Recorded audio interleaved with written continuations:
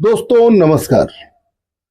MT टॉक्सो में आपका स्वागत है। जिस तरीके से अमेरिका और इजराइल की दादागिरी चल रही है, ये समझ में नहीं आता है कि ये लोग करना क्या चाहते हैं, इसका असर कहां तक होगा।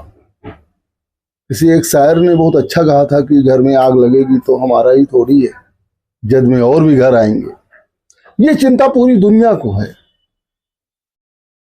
अमेरिका के राष्ट्रपति ट्रंप शपथ लेने के पहले ऐलान कर रहे थे कि पूरी दुनिया में जहां युद्ध हो रहा मैं रुकवा दूंगा। इजराइल और गजा का युद्ध वास्तव में रुका, सीज फायर पर समझौता हुआ। लोगों को लगा गरीब वाह क्या बात है यार, ट्रंप ने तो कमाल कर दिया। शपथ ग्रहण लेने के पहले ही जो है हमास और जो इजराइल कह रहा था हमास को नष्ट कर देंगे, हमास को नष्ट कर देंगे, वो तो बैठक टेबल पर आ गया, सरेंडर कर दिया। कतर में जो है बैठक हुई और बैठक टेबल पर आ गया। उसी एक होटल में जो है हमास के लोग भी रुके थे, वहीं जो है इजराइल के लोग भी रुके थे और एक शांति समझौता किया। खूब प्रोपोगेंडा हुआ इसका। ट्रंप ने यह भी कहा था कि हम रूस और यूक्रेन का भी युद्ध रुकवा देंगे, हालांकि उस पर भी खूब सभी लोगों ने देखा।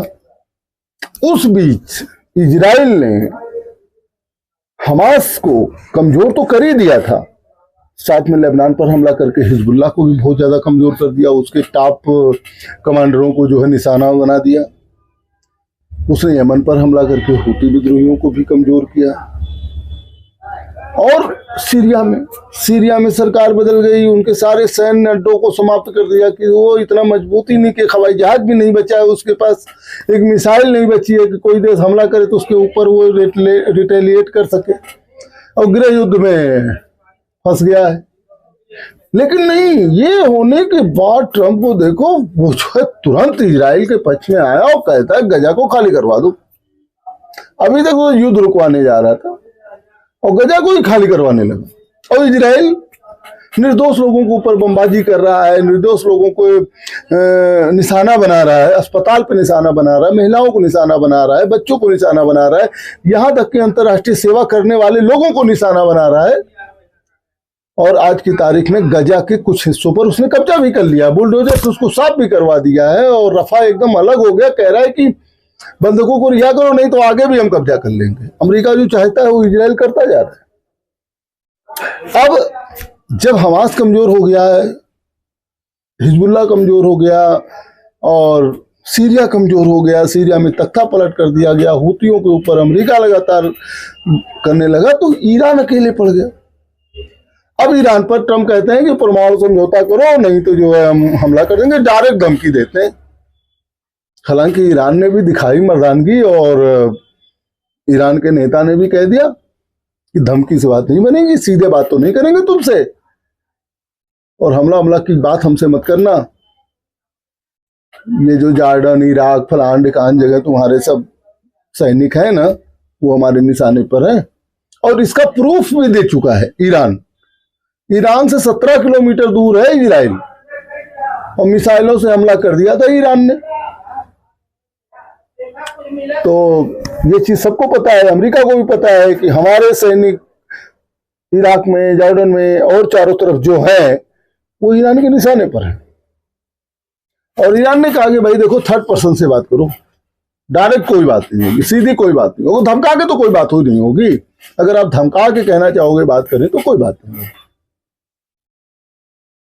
और ओमान के माध्यम से, ओमान के विदेश मंत्री मध्यस्थ हैं और ईरान के एक अधिकारी हैं वो, और अमेरिका के एक अधिकारी हैं, ये लोग ओमान में बातचीत कर रहे हैं। एक बातचीत सफल हुई है और 19 अप्रैल को दोबारा वो लोग बैठेंगे बातचीत करने पर। अब क्या होना है, ईरान ने तो धमकी दे दिया कि धमकी की बदतमीजी से बात ना करो, तब बात होगी, थर्ड पर्सन के माध्यम से बात होगी, वही हो रही है। लेकिन होता क्या है ना, जब अपना सिक्का खोटा हो तो परखने वाले को कोई दोष नहीं होता। ईरान के ही कुछ लोग, ईरान के नेता अली खमेनी को सलाह दे रहे हैं कि ईरान अब इतना मजबूत नहीं बचा है, ईरान की घरेलू जो समस्या है वो ज्यादा है, हम दूसरे युद्ध में नहीं जा सकते हैं, समझौता करना होगा। तो ईरान के सुप्रीम लीडर कुछ चीजों पर मान भी गए हैं, बातचीत करने को भी तभी वो तैयार हुए कि भाई ठीक है बातचीत कर लिया जाए।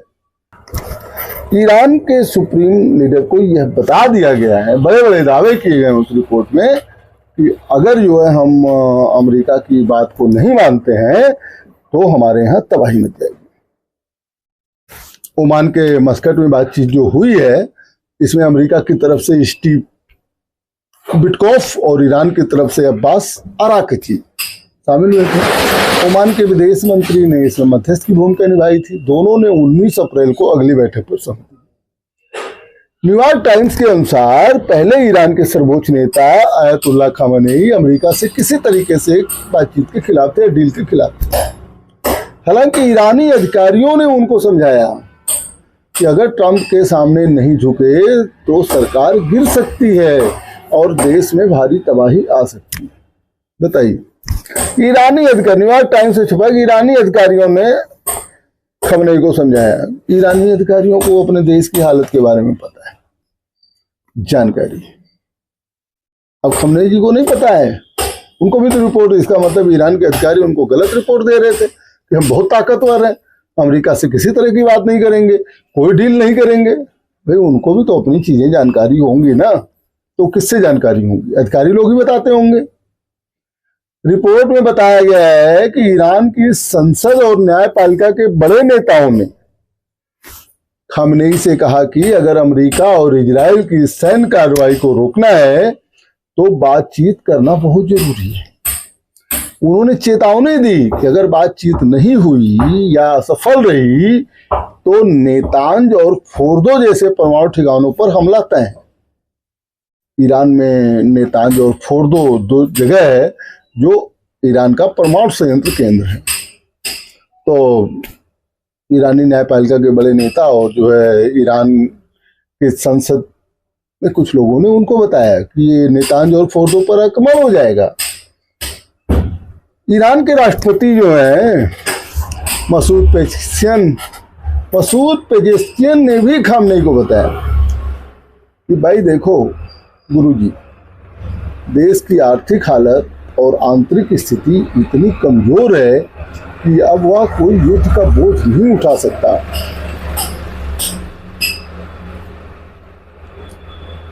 किसी युद्ध का बोझ नहीं उठा सकता।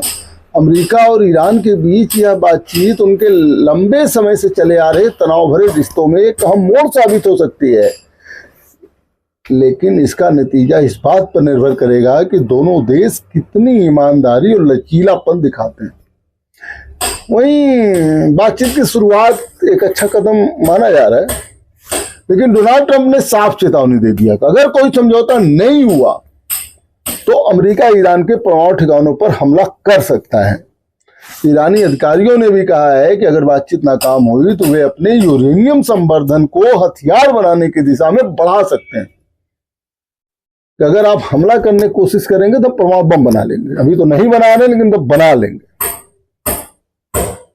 और फिर जब ईरान के सुप्रीम लीडर को थोड़ा सा समझ में आया कि चलो ठीक है बातचीत कर, तो उन्होंने कुछ शर्तें रखी।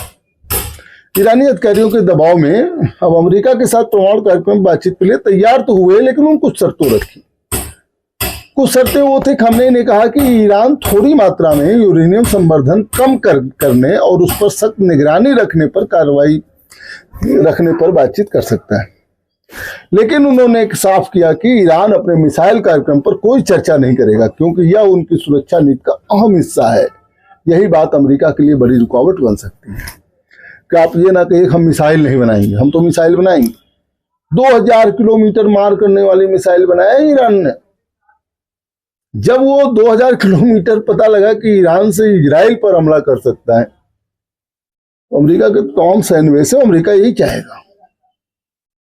अभी मैं एक पाकिस्तान का न्यूज चैनल देख रहा था, उस पर एक विद्वान ने कहा कि आज ईरान पर दबाव बना रहा है अमेरिका कि परमाणु कार्यक्रम समाप्त करो, कल वो पाकिस्तान पर भी बना सकता है। पाकिस्तान पर बना सकता है तो फिर हिंदुस्तान पर भी बना सकता है। वो पूरी दुनिया में परमाणु निरस्त्रीकरण करना चाहता है, खुद परमाणु संपन्न देश बने रहना चाहता है। ऐसा हो भी सकता है। वही कहा ना, लाहौरी साहब का इन दो तो वो गाना याद नहीं आया? वो एक उन्होंने कहा था कि जो आग लगेगा तो हमारा ही घर थोड़ी है, और भी घर आ सकते हैं। वही है कि आज ईरान पर हमला करने की बात अमेरिका बोलता है, और वो क्या करता है कि ओमान को मध्यस्थ बनाता है। सोचने वाली बात है। वो सऊदी अरब को मध्यस्थ बना देगा कि आप हमारे दोनों के बीच में डील कराइए। सोचिए, मुस्लिम देश हैं, वो ईरान के साथ खड़े नहीं हो सकते। यही ईरान के अधिकारियों ने समझा है, कोई मुस्लिम देश हमारे साथ खड़ा नहीं है। आज हिजबुल्ला कमजोर हो गया है, आज जो है हुती कमजोर हो गया है, सीरिया कमजोर हो गया है, और कोई देश हमारे साथ खड़ा नहीं है। प्रतिबंध तमाम लगे हुए हैं, देश की हालत इतनी अच्छी नहीं है। अगर युद्ध हो गया तो युद्ध जो है झेला नहीं जा सकता है। तब वो कुछ चीजों पर तैयार हुए। लेकिन आज ईरान की बारी है, कल पाकिस्तान की बारी हो, परसों हिंदुस्तान की बारी हो, नरसों और किसी देश की बारी हो। ये तो अजीब बात है, यानी कि हम नहीं बनाने देंगे आपको परमाणु बम। जबकि वो कह रहा है परमाणु बम नहीं बना रहा हूं, मैं तो शांति के लिए, ऊर्जा के लिए परमाणु हो, लेकिन नहीं हो सकता। डील करो नहीं तो बम मार देंगे। अजीब दादागिरी है। चलिए देखते हैं अमेरिका की दादागिरी कहां तक जाती है, और दुनिया इसको किस तरीके से एक्सेप्ट करता है। दुनिया कहां तक जो है इसको बर्दाश्त करेगा, देखने वाली बात होगी। देखते रहे एमटी टॉक शो। बहुत बहुत धन्यवाद।